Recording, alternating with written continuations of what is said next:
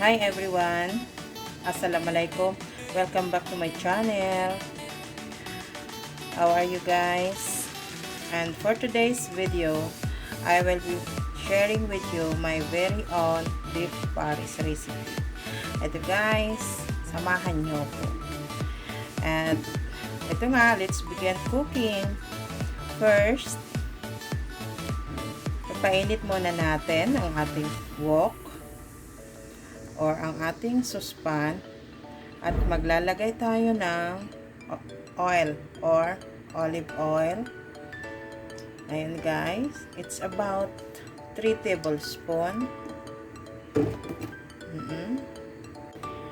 And then we have here onions. So there are red and white onions. It's about a cup. Ito guys, lalagay na natin.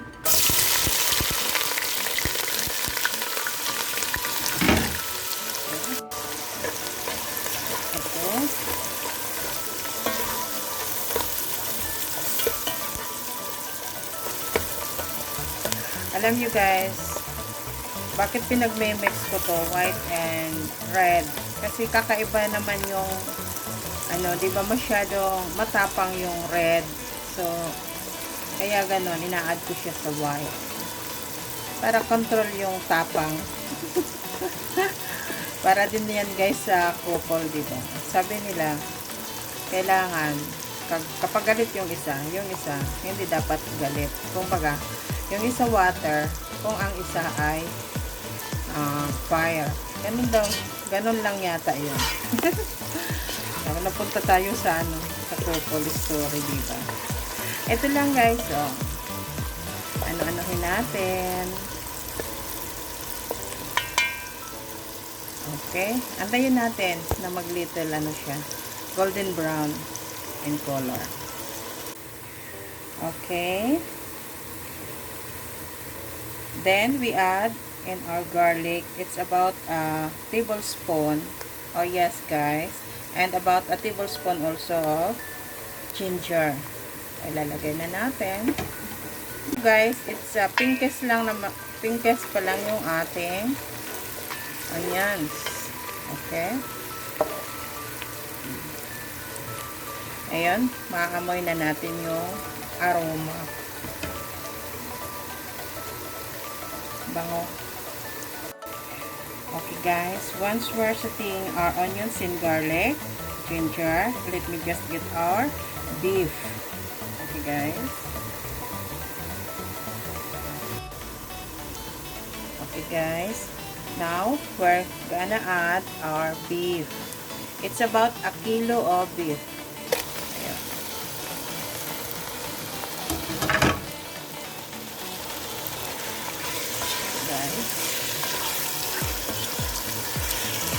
May counting fat ito guys, ha? Hindi ko i-trim yung fat niya. Andyan pa rin yung fat. Kasi, mas masarap sa Paris guys, na meron siyang counting fat. Diba? Optional lang guys, kung ayaw nyo ng fat, i-trim nyo na lang po. Ganun. Ayun.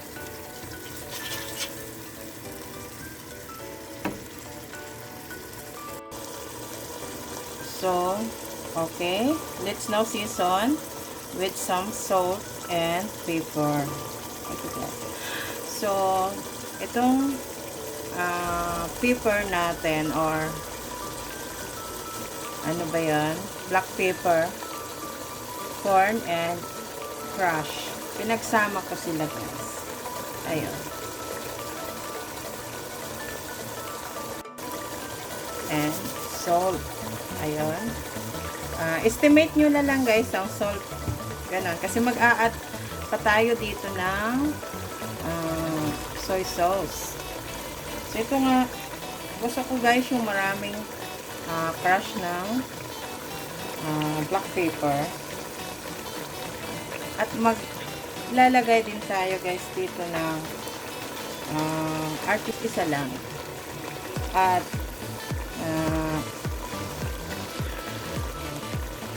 we're adding also star anise. It's about 3 pieces. And ito guys, optional. Kung gusto nyong lagyan. Ako kasi gusto ko maglagay guys na at ang ating onion powder. Onion powder. Ayun lang, mix lang natin ito guys.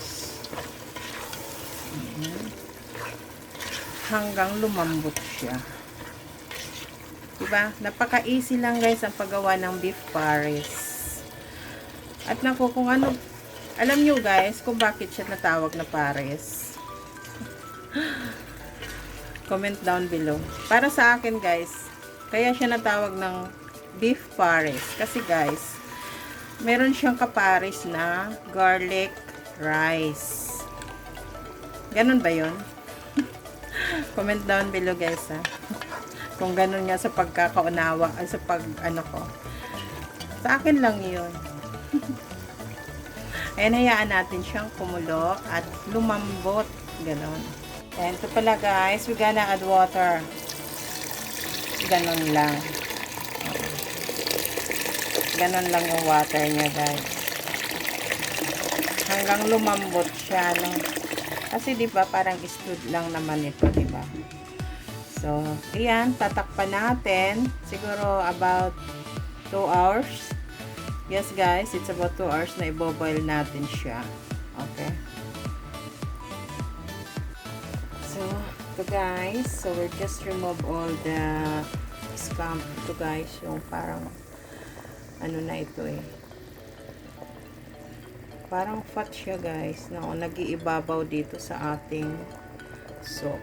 So, kailangan natin na alisin yun, diba? Okay. Ito maganda sa soup natin. So, kailangan maalis natin lahat sila. Ayan, guys.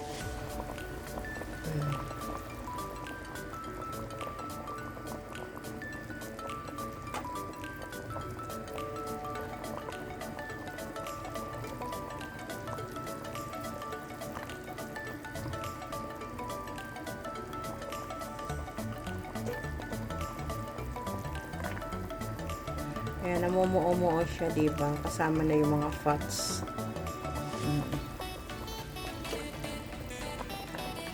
So, guys, naalis na natin yung mga fats na yon. Ito yung tinatawag na scum. So, ngayon, ito, maglalagay na tayo ng soy sauce. Guys, I'll season this, or I'm just adding soy sauce. Ayan guys, it's about a half cup of soy sauce.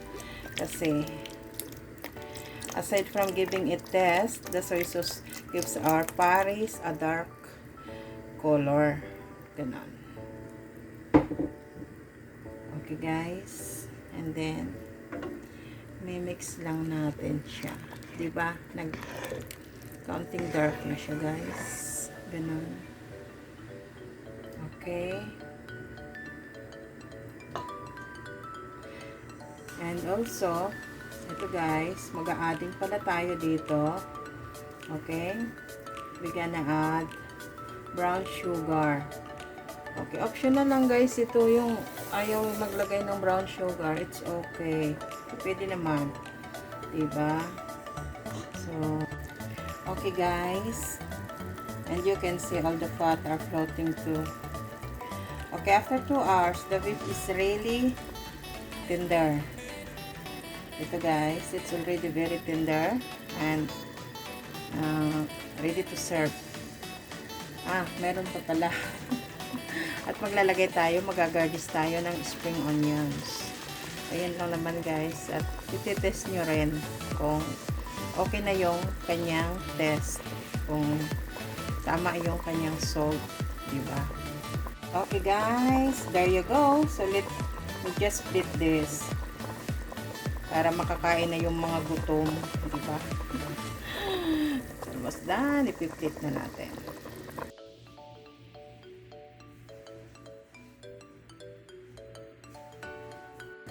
Okay guys, let's begin for fried rice, garlic fried rice. And then first guys, maglalagay tayo ng oil sa ating wok. Ayan, ganyan lang kaunting cooking oil. Okay, ito yung ating cooking oil. Then we add in our garlic. It's about a tablespoon of chopped garlic.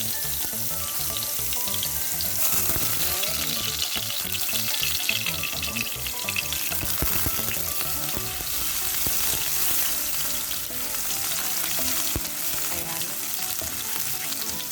Naamoy na natin yung aroma ng garlic. Bango. Ito yung pair ng ating pares. So guys, mimix lang natin. Ayan.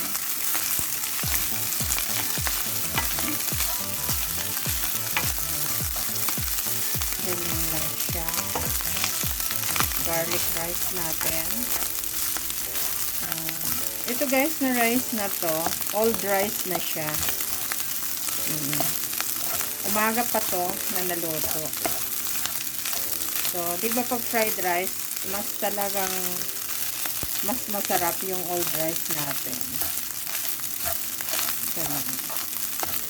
Ay naku, nasunog yung garlic. Sana wag kumait. Okay lang, konti lang. Okay guys, so let's now season with salt. Ganyan lang. Konti lang naman. Splash of salt. Kasi hindi maganda yung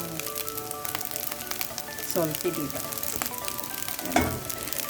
Again, mix lang natin.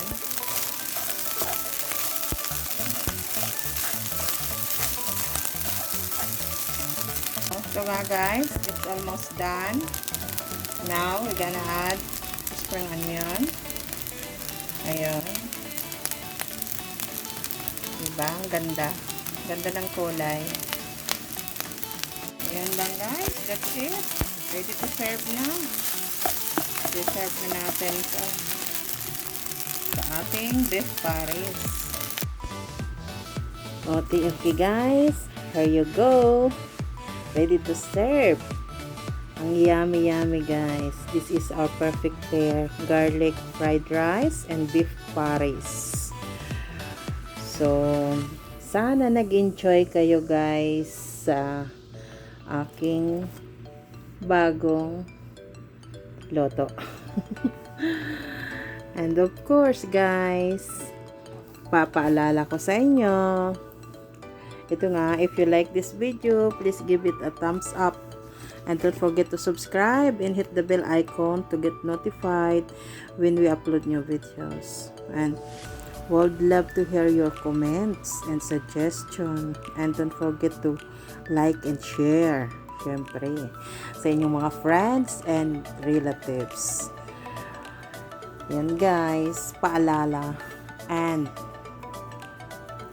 thank you sa lahat ng aking mga regular subscriber, supporters, and new subscribers and new supporters. Thank you so much. Okay guys, sa mga comment nyong napakaganda, talagang salamat. Thank you so much talaga sa inyo guys. Okay, I'll see you soon.